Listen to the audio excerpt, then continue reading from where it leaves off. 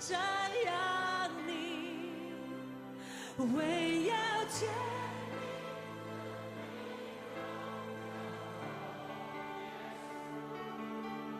你，以你丰盛慈爱比生命宝贵，我的嘴唇要不停赞美。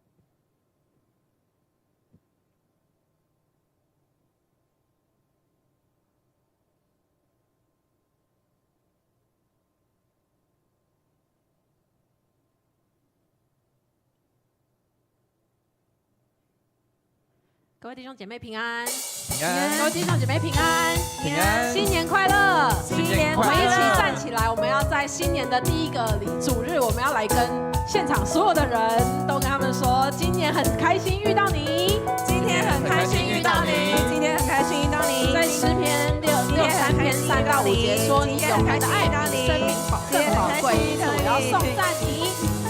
今天很开心遇到你，我们一起来敬拜。我是天父的孩子，一起来宣告。我是天父的孩子，敬拜中得到智慧，手中有权柄能力，右手有征战的技巧。再说一次，我是天父的孩子，带着希望的种子，没有数天的盼望，喜乐充满我的心。在诗篇63篇3到5节说，你永恒的爱比生命更宝贵，因此我要颂赞你，我一生一世要感谢你，我要举起我的双手向你祷告。我们从头来赞美我们的神。当我看自己渺小无能力，天父看我说你是我的孩子，在你创造里我是大能的勇士。爱和恨我传递着，并有神的气息随着我。我是天父的孩子，一起说。我是天父的孩子，敬拜中得到智慧，手中有权柄能力，右手有征战的技巧。我是天父的孩子，带着希望的种子，没有数天的盼望，喜乐充满我的心。我们一起再从头来唱，希望在我们敬拜的时候，这些盼望神能力就要加添在我们的当中。我看自己渺小无能力，天父看我说你是我的孩子，在你创造里我是大能的勇士。爱和恨我传递着，并有神性气势随着我。我是天父的孩子，我是天父的孩子，敬拜中得到智慧，手中有权柄能力，右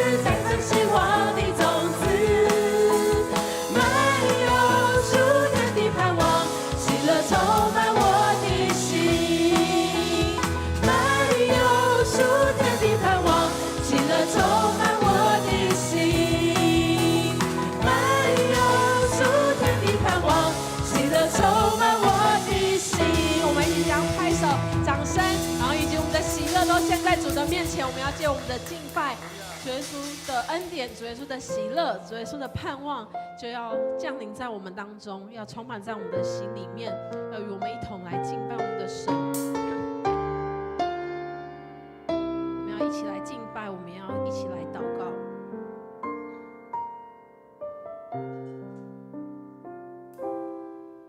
主啊，你是我心所渴慕，我的灵渴望切慕你主，在这干旱疲乏无水之地，我等候切切寻求你。我在深锁曾如此瞻仰你，为要见你能力荣耀后耶稣，因你丰盛慈爱比生命宝贵，我的嘴唇要不停赞美。邀请各位弟兄姐妹一起开口，一起来敬拜。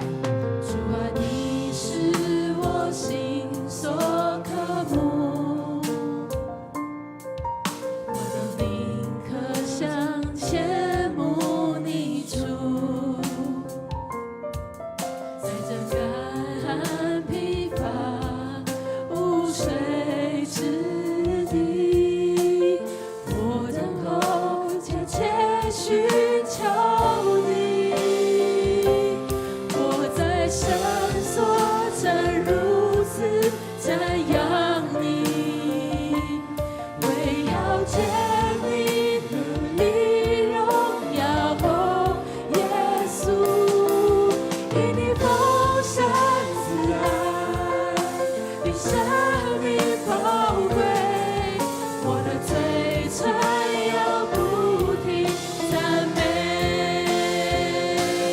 我在深锁曾如此瞻仰你，为要见你能力荣耀哦耶稣，因你丰盛慈爱比生命宝贵，我的嘴唇要不停赞美。各位弟兄姐妹，诗篇63篇是大卫那个时候在旷野当中所写下来的诗，所写下来的祷告。在旷野里面，大卫是一无所有的，他不像在皇宫里面，他是一位君王，他没有任何的守卫，他正在被敌人追赶。所以我想要邀请大家，在2026年，你是否也在一片旷野当中？你是否也觉得你在2026年一无所有？你是否也觉得2025年你好像什么都没有得到？但是我邀请大家现在要在这边献上你的祷告，我们要来渴望我们的神，我们要像我们就在殿堂里面，我们要像我们就在礼拜堂里面的那样的渴望我们的主。就算我们现在的处境不如我们希望的，不如我们所想的，我们仍然要来大声的赞美，要来大声的祷告。我们一起来祷告。主耶稣，谢谢你让我们看见大卫，主耶稣在旷野的祷告，主耶稣多么的渴望，主耶稣是多么的渴想你，主耶稣他在旷野的时候仍然就希望他自己如同能够在圣所那样子的瞻仰你，主耶稣那样子的向你来祷告，主耶稣他的渴望，主耶稣不因他的困境，主耶稣不因为他所目前所没有的，主耶稣他就看不见你，他就看不见主你的恩典，主耶稣他仍然要来渴想你，主啊，谢谢你，谢谢你，我们要再继续来敬拜。我在深锁曾如此瞻仰你，为要见你能力荣耀哦耶稣，因你丰盛慈爱比生命宝贵，我的嘴唇要不停赞美。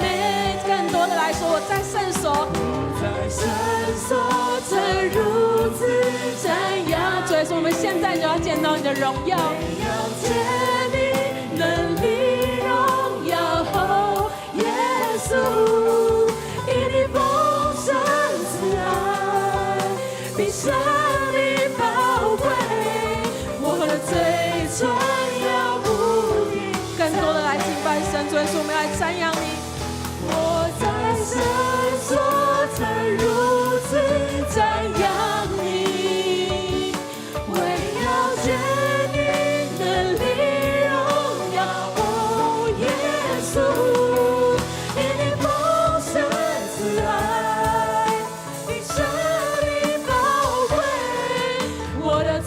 声要不停赞美。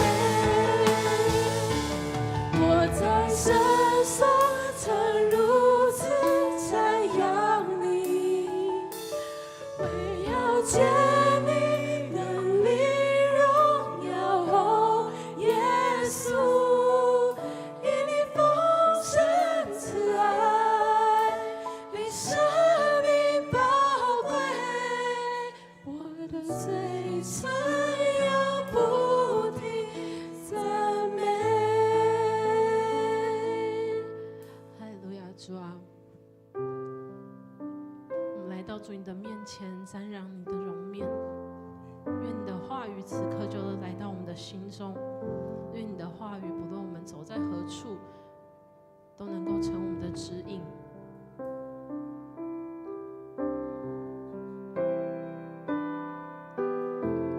我们要继续来敬拜神，我们要继续在主的面前献上我们的敬拜。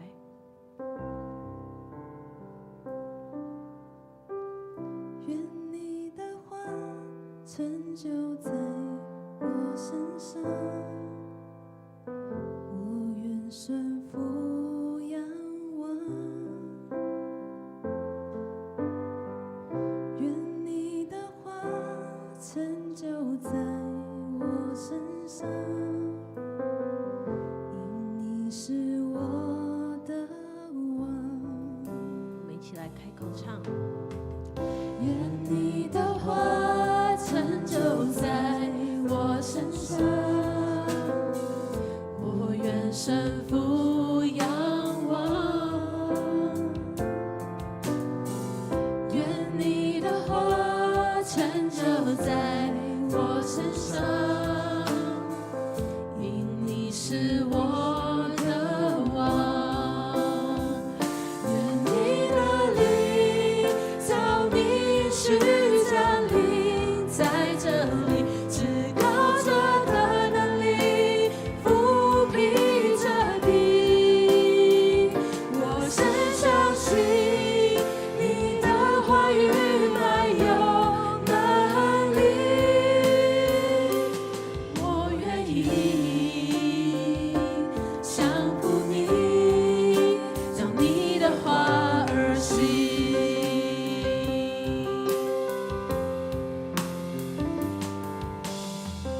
愿你的话成就在我身上，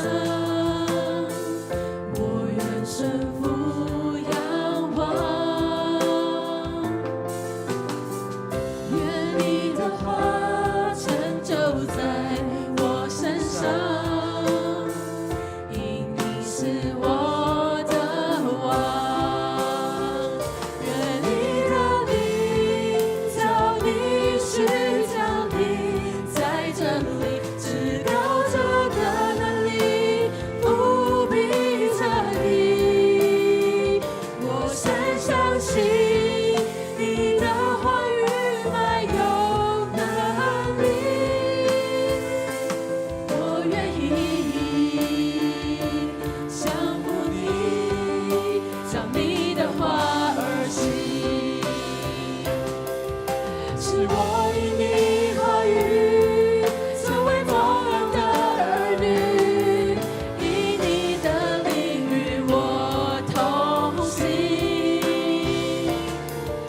因话语的能力如今充满在我心，是我心的坚定。主啊，因你的话语充满，是我因你话语成为蒙恩的儿女，因你的灵与我同行，因话语的能力如今充满在我心，是我心的坚立。你的灵照你去降临在这里，至高者的能力覆庇着你。我深相信你的话语满有能力，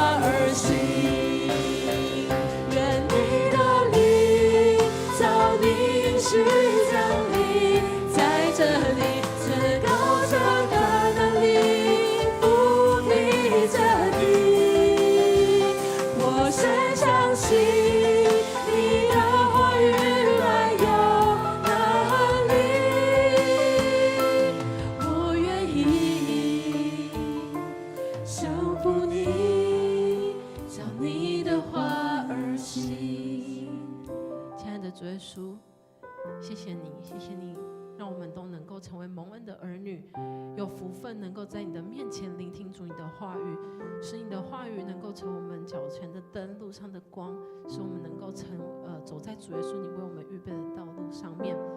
主啊，我们也来到你的面前，想要恳求主恳求主能够在未来的每一步上面，纵使我们有偏差，纵使我们有疲惫，听不见你看不见你的时候，但主耶稣你仍然亲自成我们的提醒，使圣灵居住在我们的心中，让我们能够时时刻刻的想起你，思想你的话语。主耶稣谢谢你赐我们有能力能够让我们有一场如此美好的敬拜，在主你的面前献上我们馨香的祭，这样祷告奉主耶稣的名求，阿们。各位弟兄姐妹请坐。今天是我们要邀请圣经公会的钟淑慧牧师要来为我们讲道。那在讲道之前，我们一起来阅读神的话。好，今天的经文是在加拉太书希伯来书1章1到2节。好，那因为只有2节，所以我们一起大家念2遍，这样好不好？好，我们一起来开始。神既在古时借着众先知多次多方的晓谕列祖，就在这末世借着他儿子晓谕我们，又早已立他为承受万有的，也曾借着他创造诸世界。好，那我们再念一次，从第1节开始。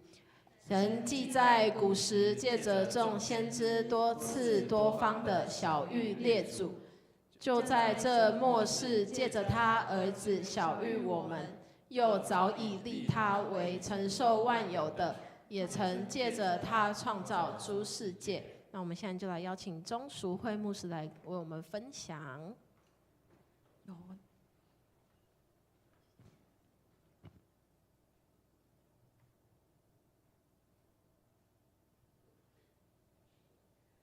三一上主，愿我的头思想你的话语，我的嘴唇传扬你的真理，我的心遵行你的旨意。阿们。今天很开心能够在2026年的星期六，第一个星期六，然后跟我们的兄弟姐妹一起在这里敬拜上帝。那刚才谢谢我们的思慧，然后还有带领我们唱诗歌的姐妹，已经带领我们一起读了圣经哈。那我不晓得我们每一位手中有圣经吗？有手机，对，手机里面有圣经，有。好，那只要有连线都可以有圣经了哈。那我们要做一件事情，就是我们要做宣告。哇，这个字有点小，但是你们看得到吗？可以哈。好，那我们要做的事情就是要宣告，因为上帝的话语是我们的力量，是我们的盼望，是我们的生命。那我们一起拿着我们的手机，或者是你的 iPad， 然后我们一起来宣告哈。好，这是我的圣经，我爱上帝的话，我的力量在这里，我的盼望在这里，我的生命在这里。奉主的名宣告，阿们。今天我们的主题是讲上帝向我们说话嘛，哈。那在座这里是从小就在教会长大的举手。哇，很多都是。那不是的举手好了。哦，谢谢。那我们都有听过上帝对我们说话吗？有没有？有的有，然后有的没有哈。那我们都知道说，要听到有人对你说话，最重要要干嘛？最重要当然是要打开耳朵啊，对不对？那这样子才能够听得到别人对你说话。很多的时候，我们在这网络的世代里面哈，我们最害怕或者是最难受的一件事情是什么？我们传了讯息，然后已读不回，对不对？你看到上面已经已读了，特别是你传讯息给你最在乎的人，对方却迟迟没有回应，那种感觉像什么？我是不是被忽略了？我是不是没有那么被在乎呢？我们心里面都会想说，如果我传讯息给对方，当然希望对方要有回应啊。但仔细想一想，有时候我们看到别人给我的讯息，我们会不会已读不回？会，而且是常常不回。对，因为没有时间啊，因为这个讯息好像没那么重要啊，所以我们就会已读不回。那想象一下哦，如果今天是这位创造世界的主，他要给我们他的讯息了，那我们会怎么做？已读回不回？可能回，也有可能不回哈。那很多的时候，其实上帝他不是一位沉默的上帝。我们会想说，哇，上帝你以前都会跟摩西讲话，你会跟先知讲话，但为什么今天我好像都没有听到你对我说话？我印象非常深刻，当我在英国担任宣教师，然后带着年轻人在参加团契聚会，那我们家的小孩那时候他已经是国小，他就问我：“妈咪，你怎么听到上帝的话？你跟爸比读圣经，你们都能够听到上帝对你们说话吗？为什么我都听不到啊？”哇！一个小学生他问我这样的问题。我们知道希伯来书，他一开头他这样子说：在古时候，上帝多次用多种方法，借着先知向我们的祖先说话，但是在这末后的日子，他借着自己的儿子向我们说话。在古早的时候，上帝他，我要往前一页，不好意思，麻烦后面帮我一下，前面那一页。好，在古时候，上帝多次用很多不一样的方法在跟我们讲话。他透过先知对我们的祖先说话，但是在末后的日子，他借着他自己的儿子向我们说话。而那儿子是谁？那个儿子是创造宇宙，然后而且是上帝他拣选要来承受万有的。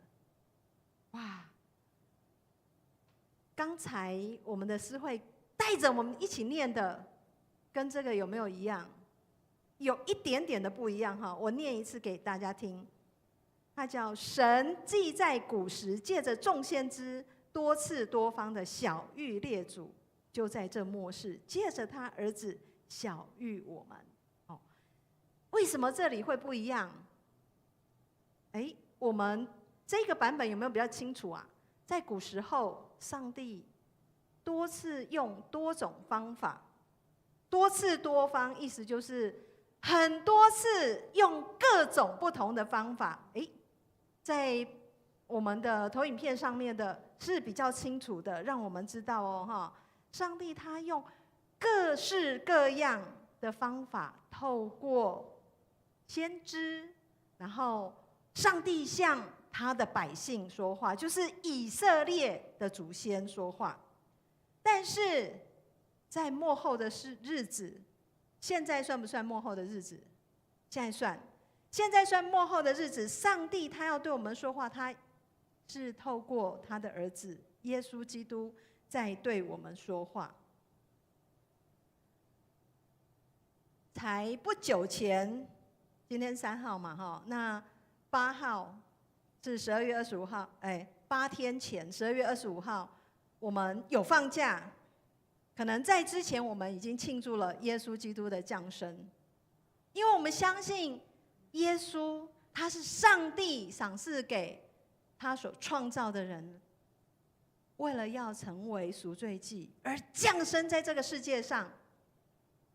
上帝要对我们说话，要透过耶稣基督来告诉我们他要跟我们说什么话。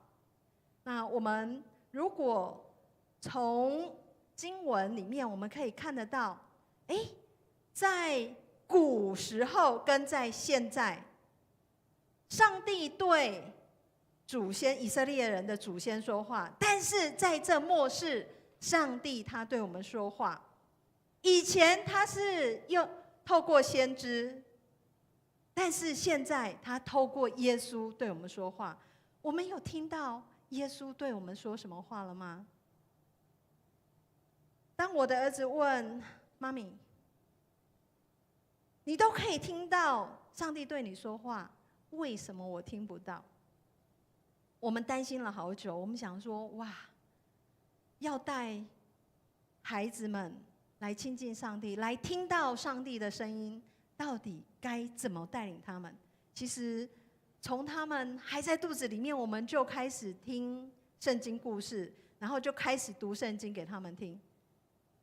他们出生了以后，我们也天天拿着圣经读圣经的故事给他们听。但是上帝，你什么时候才要对我的孩子们说话？那上帝，你有对我说话了吗？有。我们现在是属于新约的时代，上帝他透过他的儿子耶稣基督告诉我们他爱我们，告诉我们我们虽然犯罪，我们得罪了上帝，我们违背了他的心意，但是当我们愿意接受耶稣基督，他就要复合了我们跟他的关系。在旧约不断的有上帝对他的百姓说出的应许，但是当耶稣来了以后，耶稣告诉我们他要完全上帝他所说的应许。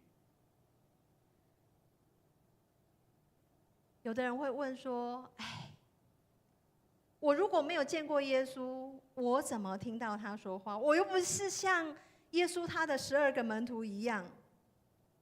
保罗他有见过耶稣吗？也没有啊。但保罗他却听到耶稣对他说话了。在末后的日子，耶稣他是上帝的荣耀，他是上帝本身，他要亲自告诉我们他的话语。当我们对上帝说话也是一样，我们要透过耶稣基督来向上帝说话。当我们有整本的圣经，我们就可以知道，原来上帝他要告诉我，他要我做什么事情。特别在今年2026年一开始，我们就能够聚集在这里，一起敬拜上帝，一起要聆听上帝对我们说话。上帝，我真的很想知道你到底对我说了什么。上帝他透过我们读圣经，也能够明白他要对我们说的话。刚好今天上午，台湾圣经公会在东门教会，我们举办了一个圣经讲座，然后是讲到传抄，就是圣经它，今天我们看到的是数位版嘛，但是家里面有纸本圣经的举手。哦，不错，你们现在还会打开纸本圣经吗？不会，会，好，请偶尔还是要打开圣经了哈。那特别还要继续购买圣经，这样圣经公会才可以继续生存啊！哈，因为我是圣经公会的牧师，所以我们当然希望说大家要买纸本的圣经。可是当然我们也要与时俱进，要告诉大家说，我们会用数位版的圣经这样。那有纸本的圣经其实很重要，特别是当我们想要查阅，然后还有一个是如果没有电的时候，能够想象如果现在没有电，那这个世界会变成什么样子吗？那我们还可以继续读上帝的话吗？可以的话，当然是要用纸本的。那刚刚有讲到说，今天早上在讲传抄，我们邀请了从荷兰回来的一位老师，那他是专门在研究希腊文，他就告诉我们，其实新约的抄本，因为以前在印刷术还没有的时候，那圣经都是用抄写的。耶稣的时期，他们也是抄写的，他们抄写在蒲草纸。那到后来，人们可以抄写在羊皮上面。他告诉我们说，希腊版本就是光是新约的抄本就5000种，哇！但是5000种的抄本里面呢，不见得所有都是从马太福音第1章一直到启示录的最后1章。意思是说，这些的抄本其实有的找到的时候，它已经可能是残片了，那它可能是只有部分。在跟我们分享说，哇，我们要相信上帝的话语，是因为他给我们信心，而且是透过耶稣基督已经告诉我们，上帝他爱我们，而且他也呼召了许多的仆人，就像保罗，就像早期很多的宣教师，继续宣扬他的福音，继续做教导，然后甚至是有人抄写圣经。那当然，透过圣经的抄写，我们可以阅读圣经，而且早期抄写圣经是高级工作，能够买到一本羊皮的圣经要16个金币。16个金币是什么样子的情况呢？当时候的罗马军官，他们1年的薪俸不到1个金币，意思就是要16年以上才能够买到比较好、比较高级的圣经。那在现在这个时代，我们实在是太幸福了。我们要读圣经，其实从数位，从我们的手机里面，我们就可以读到了。但是很多的时候，我们会认真的去读圣经吗？我们可以问一问上帝啊，我对你的话语，我都是用想的，然后你就会对我说话，还是我会从圣经里面、你的话语里面，然后去知道你要告诉我你的心意是什么？当耶稣他提醒他的门徒们、他的跟随者们说：“你们要彼此相爱。”那个彼此相爱，就像爱邻舍如同自己一样。那个彼此相爱，指的是你们要爱，像撒玛利亚人在爱他的敌人一样的相爱。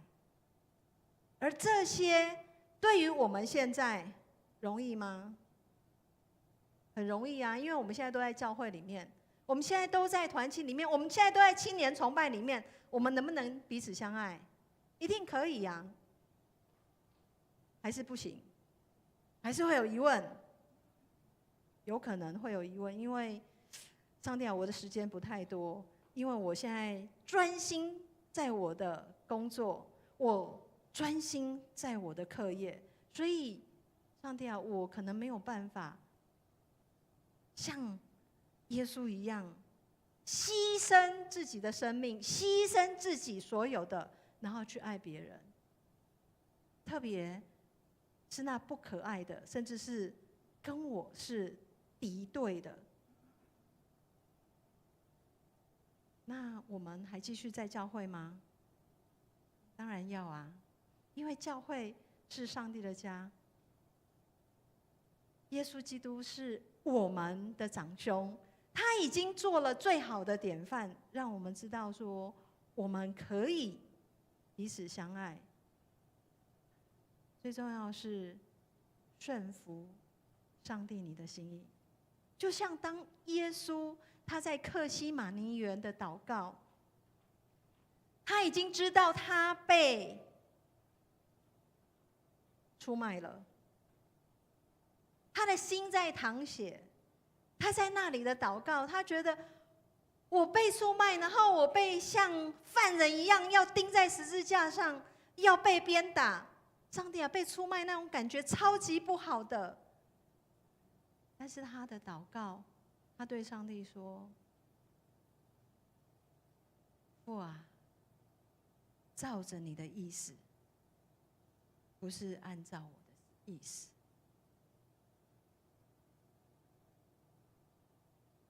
跟随耶稣，成为他的门徒，不是一件容易的事情。特别我们要背起我们的十字架来跟随。常常我们在教会里面唱赞美的诗歌，感谢上帝，谢谢你，2025年平安顺遂经过了。即使有地震，即使远方有战争，但是感谢上帝啊，我们在台湾2025年平安顺遂经过了。但是上帝啊，在我所经历的挑战里面，可能是现在非常的方便，因为星期天、星期六我们有线上的直播，我们一定非得要来到这个地方敬拜上帝吗？有时候我们都会多想好几下，因为上帝啊，今天我没有服事，所以我就请假了。当上帝他呼召我们要委身的时候，我们愿意吗？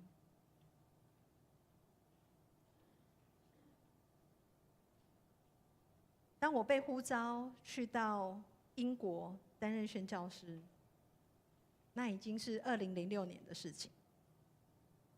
我印象非常深刻，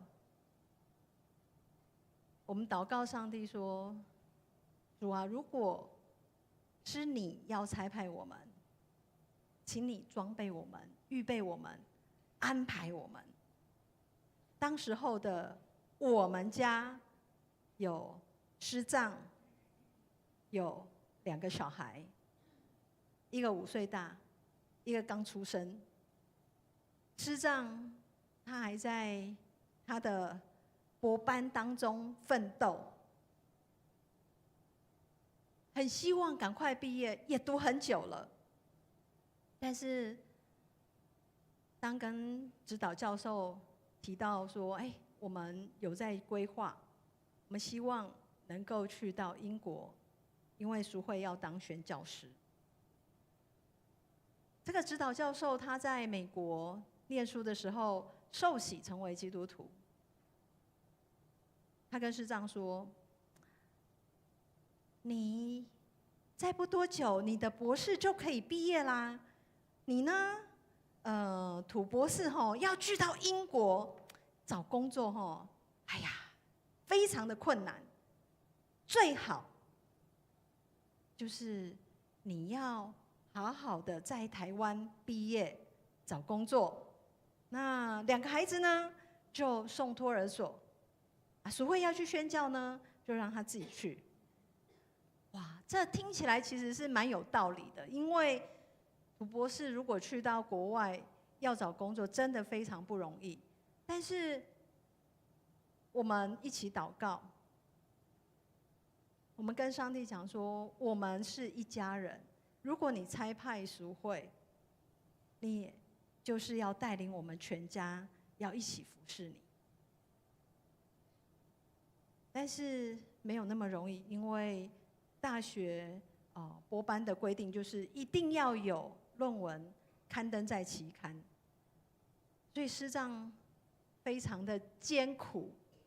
他在煎熬当中，他跟上帝讲说：“上帝啊，我的生命也是你给的，我能够成为师长也是你的呼召，但是接下来我们的生活到底会怎么样子？就交给你吧。”所以师长他在学校的行政日学期最后一天，他去教务处，他办休学。如果他没有拿到博士学位，他连硕士都没有，因为当时候他是直升博士班。哇，这个真的是一个很大很大的考验。我们两个都心知肚明，说我们只能靠上帝，因为其他的事可以靠人吗？也没有办法。那当然，家人也会问：哎呀，什么时候你才要毕业啊？已经读那么久啦，啊，真的要去吗？真的要跟老婆去吗？当他递完休学申请，隔天，他的指导教授说：“你有一篇论文被接受了，你要不要毕业？”我们问上帝说：“上帝啊，这个剧本也太神奇了，因为我们都觉得不可能的事情，但是你竟然做了这样子奇妙的编剧。”所以我们在1个月当中，师长他完成他的口试，然后也缴交了他的论文，然后我们就顺利去到了英国。但是还有后续啊，土博士去到英国要找工作，谈何容易呢？上帝让师长他当了3个月的全职奶爸，找到第一份的工作。而那一份的工作呢，只有6个月，因为是有一位研究员他请了产假。6个月快结束了，我们都在想，上帝接下去嘞？他的指导2个老板告诉他说：“你非常棒，我们2个老板要的技术你都有啊，因为当时候在台湾被指导教授超过了。”哇！但是呢，我们没有经费，所以如果你要找工作我们可以帮你写推荐信，但是不好意思，我们这里就没有办法留你了。上帝很奇妙，让师长接下去找到一份工作，是3年就要写1次计划。那这样子的研究员的工作呢，一直到2018年。刚好我的服侍任期也结束，哇！上帝啊，你都有这些巧妙的安排，因为我们知道，我们甘心乐意降服于你的带领。但是当然还没有结束，就是2018之后呢？2018之后，上帝他有在带领我得到了在柏林的一个工作，然后继续成为宣教师。原本也计划好说好，那师长应该也要一起过去，但没想到的事情是，2020年发生了疫情，那后来我们就仍然有在柏林，只是他就没有搬过去。因为我们的小儿子他的就学情形，所以我们决定，我当空中飞人，我住在柏林，然后3个男人他们住在曼城，一直到2023年6月，上帝又一次奇妙的带领，他带我回到台湾，但是不是我，而是他带领我跟我先生要回来台湾。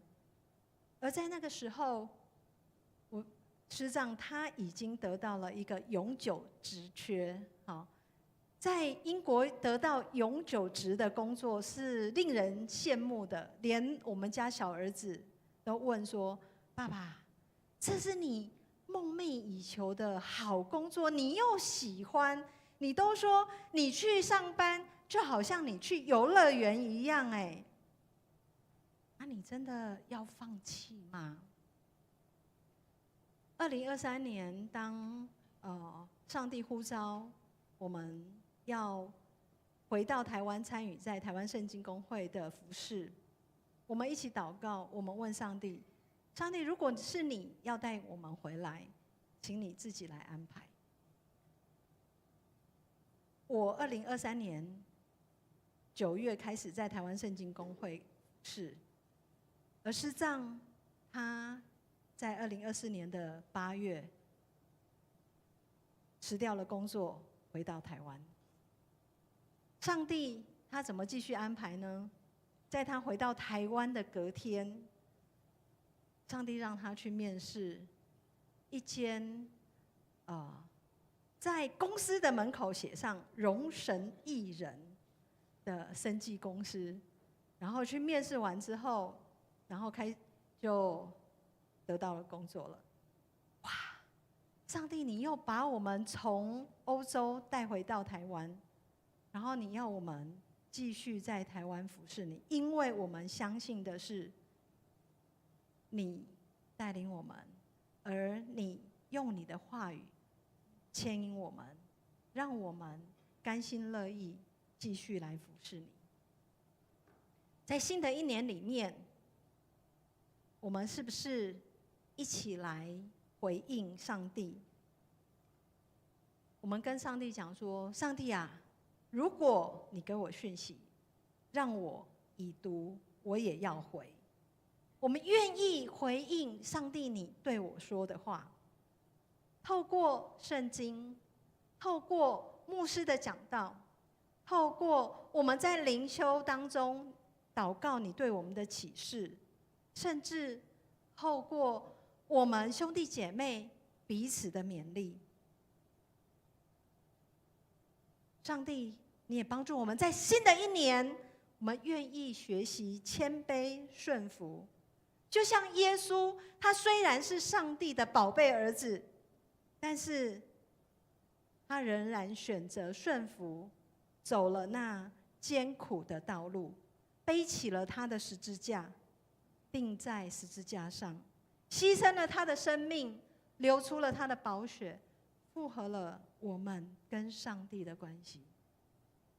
我们愿意放下我原来有的骄傲，我有很多的知识，可能是神学的知识，可能是教会里面很多的经验，但是上帝啊，请帮助我，圣灵啊，请教导我，让我学习放下，学习谦卑，让我愿意跟随你的带领。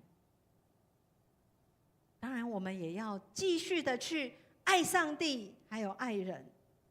特别应该要爱上帝给我们这个家里面所有的人，不仅仅是教会，还有自己血缘家里面兄弟姐妹、父母，甚至是家族。当我们愿意专注在上帝的面前，即使在2026年是充满未知，但是我们已经知道的是，上帝你说过的话，你要继续对我们说，你要透过耶稣基督来告诉我们，因为耶稣他承受了万有，耶稣他也是一起创造宇宙的主，所以让我们一起读上帝的话语，也一起听他的声音，更要活出他对我们的爱。我现在也要邀请我们每一个人要来做一个立约的仪式，那请我们的司琴来帮我们弹奏。那在这个立约的仪式里面，请我们每一个人都安静我们的心。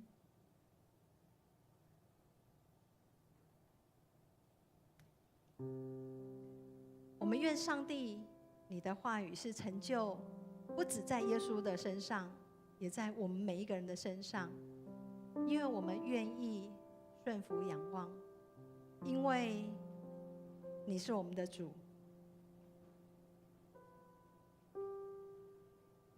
我要邀请我们每一个人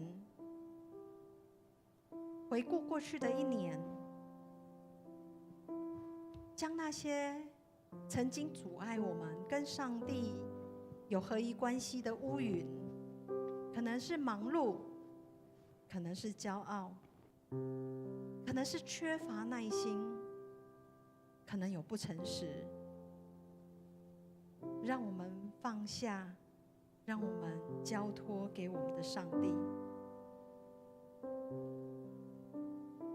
创造的上帝，我们的主耶稣，求你的灵吹起、吹过，带走那些遮蔽我们的乌云，让我们今天属于你，让我们在2026年天天都属于你。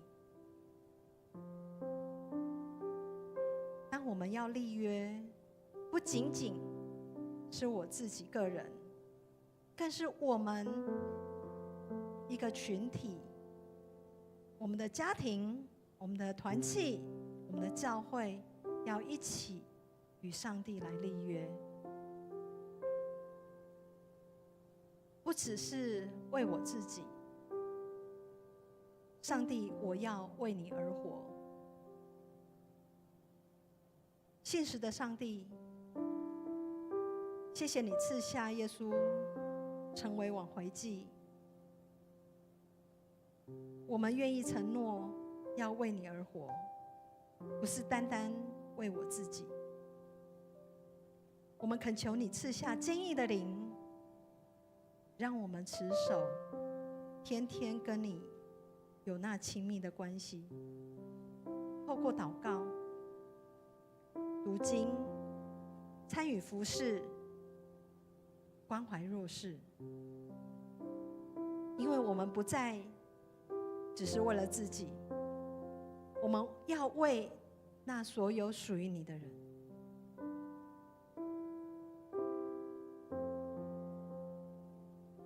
我也要邀请我们每一位一起看着投影片，我们一起来做这样子的宣誓。主上帝，我不再是我，我们不再是我们，我们全是你的，愿你的旨意成就，不论你带我到哪里，或是让我遇到什么困难挑战，愿你的旨意成就。我们放下过去，重新与你立约，服侍你，爱你所爱。亲爱的天父，感谢你，我们知道你在古时候，你透过先知，你对你的百姓说话。今天你借着耶稣基督向我们显明了你的心意。主啊，在这新的一年，我们恳求你赦免我们常常对你已读不回，帮助我们立定心志，认真读你的话语，学习耶稣基督的谦卑顺服，赐给我们力量，在我们的生活当中实践爱你爱人的教导。奉主耶稣基督的圣名祷告，阿们。我们一起来敬拜。愿你的话成就在我身上，我愿顺服仰望。愿你的话成就在我身上，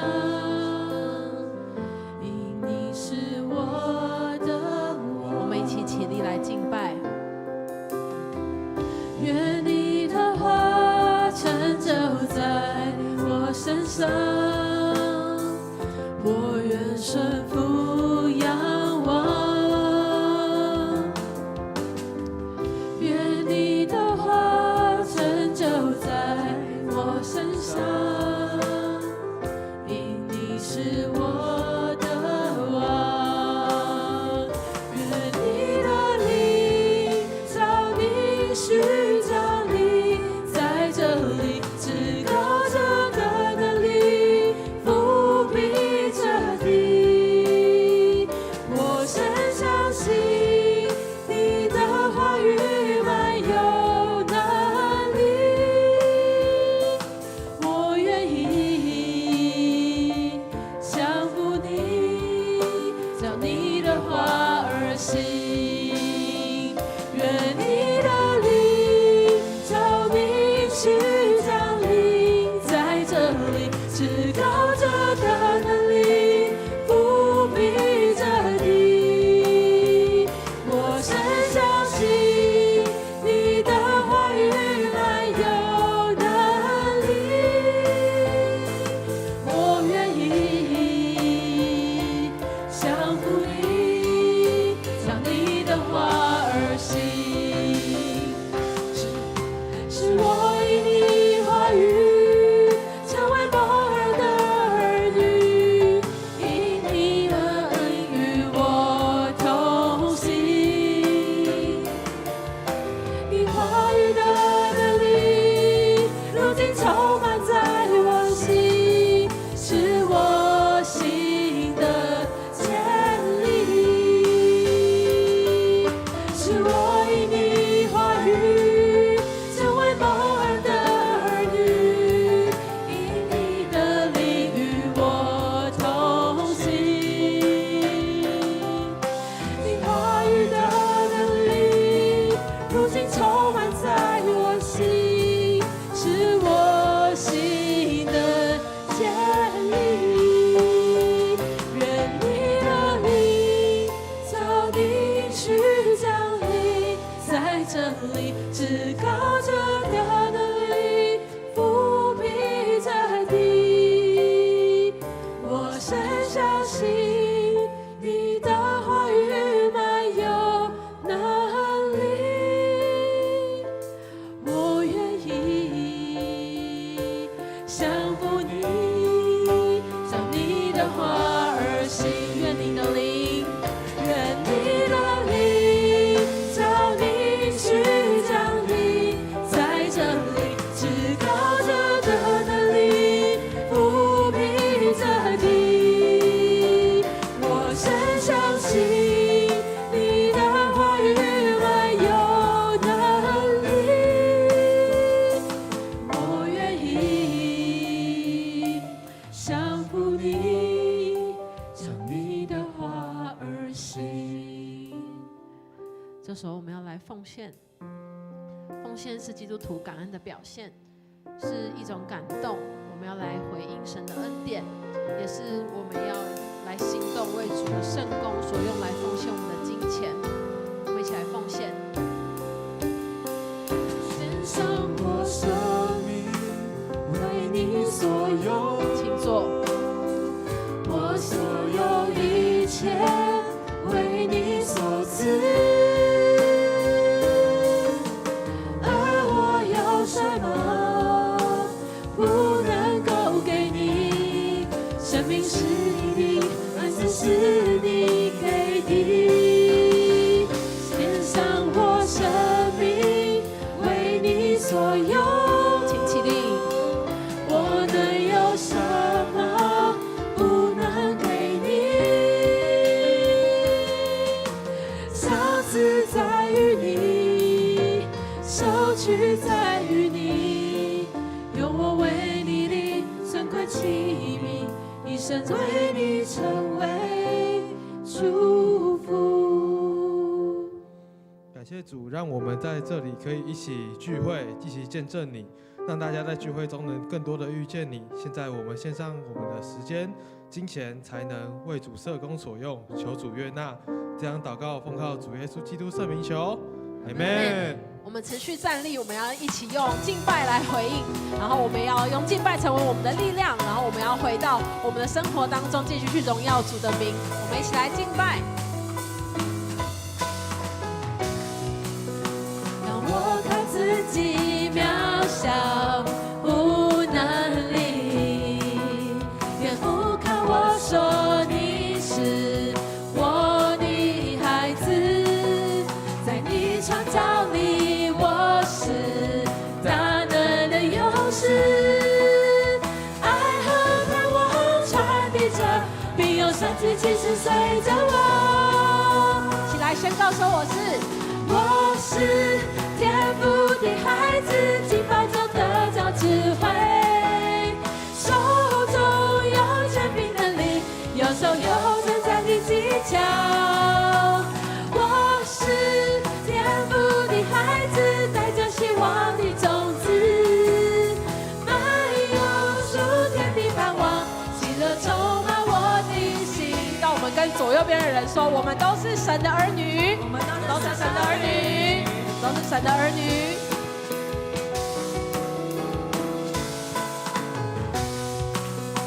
让我看自己渺小无能力，天父看我说你是我的孩子，在你创造里我是大能的勇士，爱和盼望传递着，并有神迹奇事随着我。我是天父的孩子，敬拜中得着智慧，手中有权柄能力，右手有征战的技巧。我是天父的孩子，带着希望的种子，满有属天的盼望，喜乐充满我的心。我们一起来拍手。我是天父的孩子，敬拜中得着智慧，手中有权柄能力，右手有征战的技巧。我是天父的孩子，带着希望的种子，满有属天的盼望，喜乐充满我的心，满有属天的盼望，喜乐充满我的心，满有属天，满有属天的盼望，喜乐充满我的心。我们一起将我们的掌声都献给我们的神。好，请淑慧牧师来帮我们做祝祷。愿主耶稣基督的恩典、上帝的慈爱及圣灵的帮助，让我们每一个人都能够领受他给我们的恩典，并且从今天到永远，我们都能够走在他要我们走的道路上面，用我们的谦卑成为行动，从今时直到永永远远。阿们。好，那我们接下来要来报告，大家请坐。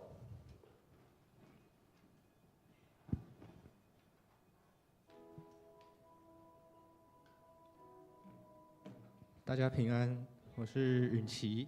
好，然后我们接下来进行报告。那首先是在报告之前，我们要感谢那个圣经公会的钟淑慧牧师今天带来的信息，我们一起谢谢他。谢谢牧师。好，再来是今天有没有新朋友？有吗？好，我们欢迎我们的老朋友跟新朋友。好，谢谢。好，那再来是第一个是我们的本会的，等一下，我们本会的报告。那个迦南灵修笔记，从今年开始会使用我们的灵修笔记，然后来写每日的那个灵修进度，然后目前上有82本，每一本只要200元。然后如果想要购买的，可以去办公室询问。再来是小会的报告，本主日1月4号将举行本年度第一次的圣礼典，然后会有下列的兄弟姐妹成为本会的议员，有成人洗礼的麦美云，然后信仰告白的黄景彤跟尤琼珠。再来是欢迎转入本会会籍的会员，欢迎怀明，然后还有守姿、玉婷、佩蓉、嘉瑞，然后这些人要会籍转入本会，我们欢迎他们。好，再来是第一季的纸本服饰表，第一季的纸本服饰表已经放在1楼的柜台这边，可以自己去拿，然后电子档的可以去官方的账号查询，然后如果要调整服饰的话，请自行找人，并且提早通知行政干事。好，然后再来是1月份的寿星庆生，下逐日的1月11号将会为1月份的寿星庆生。那生日名单请见周报的第3页，如果要更正的话，请跟行政干事联络这样。好，然后侍奉部的报告，2026年的志工队的干部会议，在1月11号的1点。401室召开志工队的2026年第1次干部会议，然后会邀请协会理事长、总干事、召服人以及侍奉部长来列席参加，然后也会请新任的志工干部出席。好，再来是互助社的奖助学金，互助社的115年度奖助学金已经公告了，然后请到本堂的1楼公布栏查看。然后当天，在1月25号当天会有颁奖的典礼，然后请本人到场来领奖。如果没有本人到的话，会视为放弃这样。好，然后再来也是互助社的常年教育训练，115年的社员大会暨第1次常年教育训练，也是于1月25号的1点到3点，在49号的2楼举办。然后再来是教界的消息，三峡天平山庄提供本会会有塔位团购优惠到3月31号礼拜2截止，详细的内容请见电梯或者是布告栏。再来是肢体消息，台5区火炬小组的周世勋长老于12月24号蒙主恩召，享寿76岁，愿主的安慰的灵与遗族同在。然后台1区的勾追小组的李秋红长老于12月9号也是蒙主恩召，享寿98岁，然后一样愿主的安慰的灵与遗族同在。然后台1区的多家小组邱美智姐妹于12月29号蒙主恩召，享寿81岁。然后接下来就是区组长的就任仪式，然后我们请那个立组长老，谢谢。好，谢谢大家平安。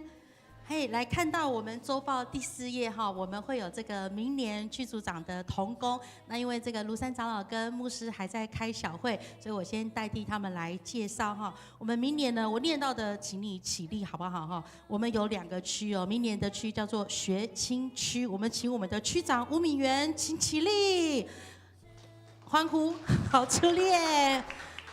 来这边，来我的左手边，对不对？要并列嘛，对不对？哈，搞不好我们讲着讲着，他们就来了这样子。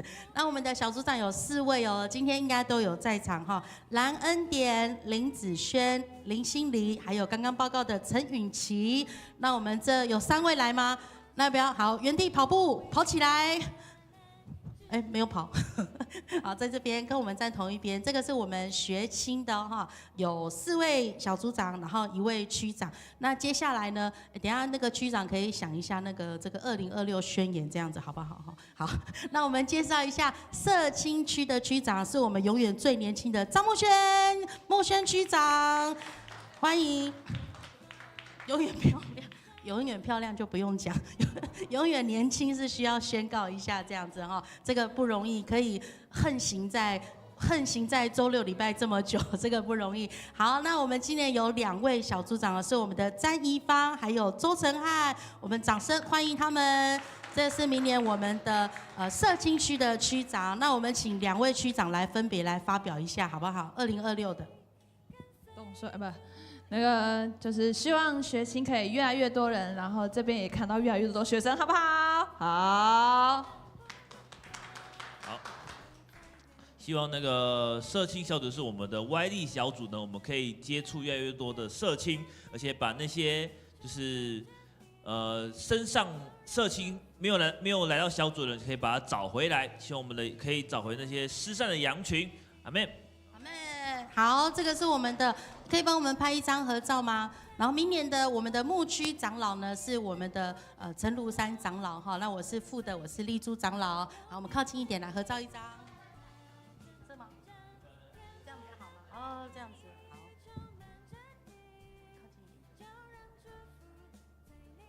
近一点。好，谢谢大家。那我们要礼拜后有小组嘛，对不对哈？好，谢谢。啊，还有吗？有这个吗？哦，so this。好，那我们请面向台上这样子。哦，拍摄我们这一段没有彩排的哈。好，那我们请这个陈欣今天有来，陈毅没有来哈。陈欣、陈毅一起来宣誓，没有。好，我们请一起来宣誓。好，这个是说，我来问你们哈，你们要领受区长、组长的职分，你们确信这是上帝的呼召吗？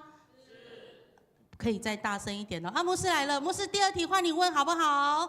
牧师跑起来，牧师刚刚从台湾绕行一圈回来哦，这样子还认得出来，就表示保养得不错。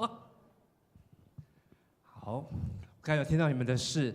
好，再来第二，你们愿意做迦南教会的区长、组长，忠诚尽职服侍教会，尊奉基督为教会的头，协助牧师治理教会，归荣耀与上帝。你们愿意如此行吗？耶稣基督是教会的头，教会中唯独他是主。凡有关教会的事物，当依靠他来处理。你们愿意如此行吗？你们愿意顺服台湾基督长教会的宪法和规则吗？好，那我们请弟兄姐妹在场的，请你们一起起立。教会选出你们台前这些区长、小组长们，你们是否诚心诚意接纳他们？他们前面的声音比你们大声多。好，再一次好了。教会选出区长和小组长，你们是否诚心诚意接纳他们？他们替你们办理教会的事务，你们应该尊重他们、敬爱他们、为他们祈祷。你们是否愿意这样行？关于维持教会的秩序，彼此若有过失，应当禀告小会处理，不可到处宣嚷，以致影响教会的声誉。你们是否愿意这样遵守？好，感谢主。好，那我们一起来请好会众请坐。好，那么请台前的同工，好这些区组长们。好，一起来宣告，好，一起接受宣誓，同心建造教会，请。我愿完整与完全的相信圣经，全部都是神的话，愿意谦卑的接受门徒训练，并确实遵守与侍奉教会。我愿合一与顺服的侍奉基督，并确实彼此相爱。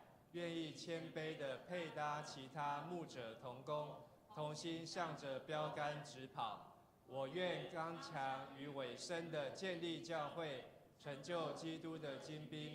愿意不效法世界，成为世界上的光，同心见证救赎与审判。我们一起来祷告。亲爱的天父上帝，我们感谢你今天我们在2026年的第一个礼拜六晚上的聚会。有钟淑慧牧师来到我们的当中，也代表圣经公会再次让我们能够看重上帝的话语，也愿上帝的话语成为我们一整年脚前的灯和路上的光。今天我们特别为着每一位在我们青年牧区当中的区长还有小组长这些同工，主啊，感谢你，他们有一个愿意的心，愿意为主你的教会，为着主的羊群来尽忠服侍。求主圣灵加添能力、智慧、信心与勇气在他们的身上，凡他们手所做的工，求主亲自来兼顾。愿主也兼顾他们手中所做一切的工。主啊，我们也求你继续带领迦南教会的青年牧区，不要叫人小看我们年轻，只要在言语、行为、爱心、信心和清洁上，都能够成为迦南教会还有桃园市区市民的信徒的榜样，能够来尊荣你的名。我们同心在你面前献上感谢、祷告、祈求、祝福，奉靠主耶稣基督的名，阿们。我们请转过来，好，我们给这些区组长们，给他们拍手，谢谢他们，恭喜他们，祝福他们。好，请回座。好，那利用这个简短的时间，好，再次来谢谢钟淑慧牧师，好，他曾经是我们新竹中会大专中心的主任啊，那到了英国的曼彻斯特教会，好去带领，然后又到了德国法兰克福，柏林，好，到了德国柏林，好，那在2年前回来台湾到圣经公会，好，是代表我们总会的宣教士到海外。好，然后又来到圣经公会当中，好，接续郑正仁牧师的这个很辛苦的位置啊，好，但是相信上帝好在他的身上恩典够用，我们再次拍手来谢谢钟淑慧钟牧师。好，也请大家多多支持圣经公会。好，如果你觉得圣经好读不懂了，就要买哪一个版本？现代中文译本。好，如果你想要读台语的呢，现代台语版。好，现代台语本。好，那当然网站上面也很方便。好，但是如果你想要能够好好的划线，能够好好的读圣经，用你的灵修笔记的话呢，好，你就要有一本纸本的圣经。好，当然更重要，你可以读圣经读好，就可以送给你的朋友，好，送给你的家人，好，让上帝的话语成为他们一辈子脚前的灯和路上的光。好，那报告接下来是请谁？啊，都结束了是不是？好，那明天我们有圣礼点，好，如果你有这个你已经有成人洗礼或是坚信礼，也欢迎参加明天主日好第1场或第2场的圣礼点。好，那我们今天的聚会等一下有小组吗？